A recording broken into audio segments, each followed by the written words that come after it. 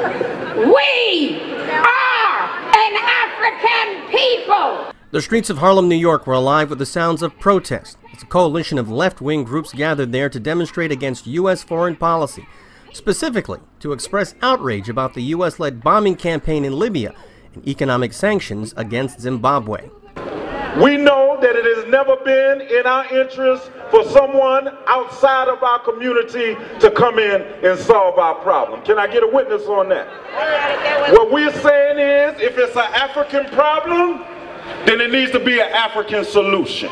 The event, called the Millions in Harlem March, was organized by the Nation of Islam. Its controversial leader, Louis Farrakhan, has publicly supported Libya's Muammar Gaddafi and Zimbabwe's Robert Mugabe, despite the questionable human rights records of both leaders.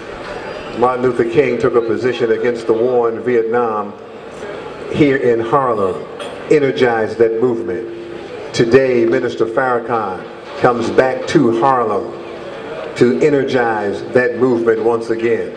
Protesters say NATO and United Nations actions in Africa are illegal and are indicative of the West's disrespect for black people abroad and right here in the United States. This country don't care about black people dying in Africa. They don't care about black people dying in America.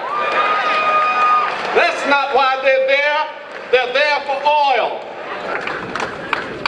An underlying theme of this event was the revitalization of Pan-Africanism, a movement that seeks to unify African people into one African community.